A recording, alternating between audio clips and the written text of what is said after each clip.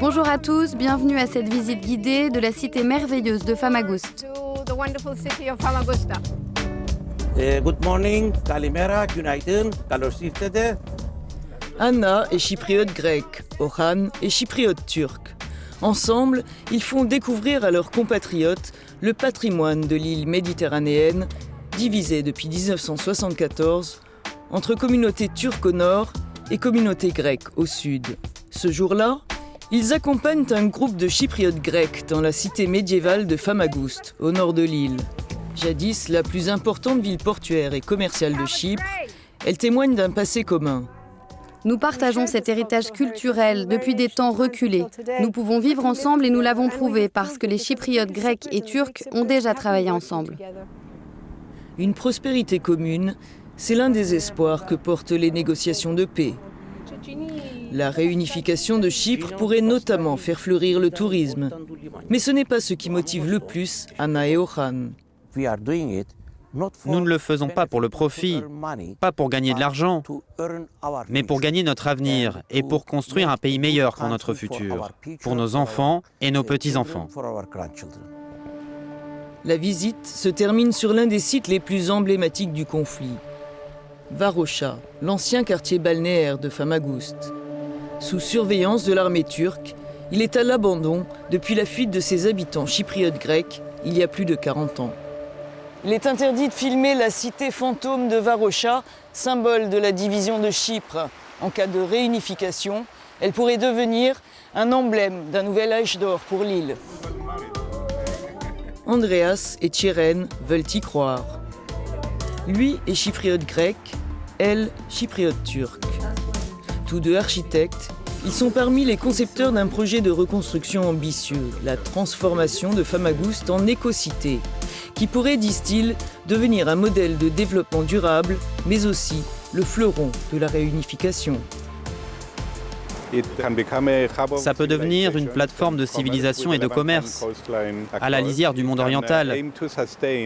On pourrait conserver les constructions existantes en préservant la mémoire et en même temps profiter des infrastructures et des techniques du XXIe siècle pour ce qui est des performances écologiques.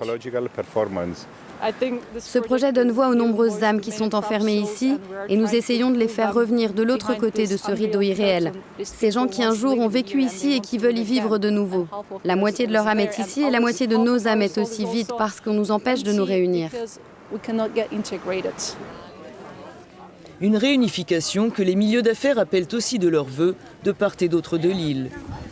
Nous avons rendez-vous à la chambre de commerce chypriote turque au nord de Nicosie, la capitale. Une solution politique serait la clé d'un bond en avant économique, explique son responsable. La communauté chypriote turque sera exempte de sanctions et nous pourrons bénéficier de tout le marché chypriote, sans oublier les autres marchés européens. La géopolitique à l'est de la Méditerranée en profiterait énormément, parce que cela renforcerait la coopération régionale. La communauté chypriote grecque, quant à elle, profiterait tout de suite du bénéfice économique, qu'ouvrirait la possibilité de commercer avec la Turquie.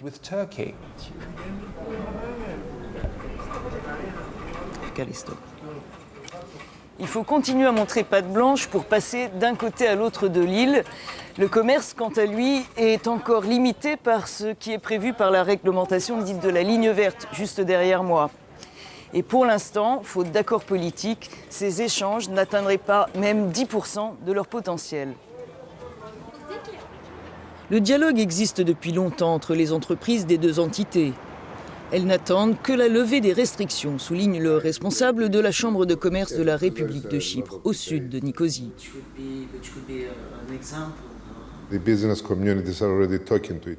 Le monde des affaires parle déjà de partenariats possibles, de joint ventures, de coopération. Quant aux investisseurs, je crois qu'il y aura un intérêt renouvelé pour des projets d'envergure. N'oublions pas, par exemple, que Chypre est sur la route du transport du gaz naturel vers l'Europe. Beaucoup de ce gaz a été découvert à l'est du bassin méditerranéen. Selon de récentes études, une future intégration économique pourrait multiplier par 3 le taux de croissance annuel de l'île et relancer le marché de l'emploi. Grégoris et Sertaç sont co-auteurs d'un rapport sur le chômage des jeunes bien plus élevé à Chypre que la moyenne européenne. Si les causes diffèrent au nord et au sud, les effets, disent-ils, sont les mêmes. Les Chypriotes turcs sont isolés économiquement et cela a freiné le développement du secteur privé.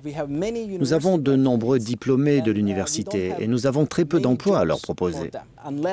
Tant que le secteur privé chypriote turc ne fera pas partie de l'économie mondiale, il nous sera difficile de créer des emplois qualifiés. Beaucoup de gens, en particulier des jeunes qualifiés avec des diplômes, cherchent du travail à l'étranger. Je pense que s'il y a réunification, avec à la clé de nouveaux investissements et l'émergence de nouveaux besoins, les jeunes arrêteront de partir à l'étranger. Hakan est chypriote turc et fraîchement diplômé en relations internationales. Faute d'accord politique, l'horizon est bouché pour les jeunes à Chypre. Il veut tenter sa chance au Portugal. J'ai plusieurs amis qui ont fait des études d'ingénieur et qui se retrouvent à travailler dans des banques ou dans des supermarchés, parce qu'il n'y a pas d'opportunité pour les jeunes à Chypre. Alors, plutôt que d'attendre ici, j'ai acheté un billet d'avion pour Lisbonne. Andrea est chypriote grecque. Diplômée en management, elle a trouvé un emploi sous-qualifié et sous-payé. Elle rêvait de partir, plus maintenant. J'ai décidé que je voulais rester ici, parce que c'est mon pays, ma famille et mes amis sont là. Si nous partons tous d'ici, si tous les jeunes partent de Chypre, qui va rester pour développer notre pays et le faire changer ?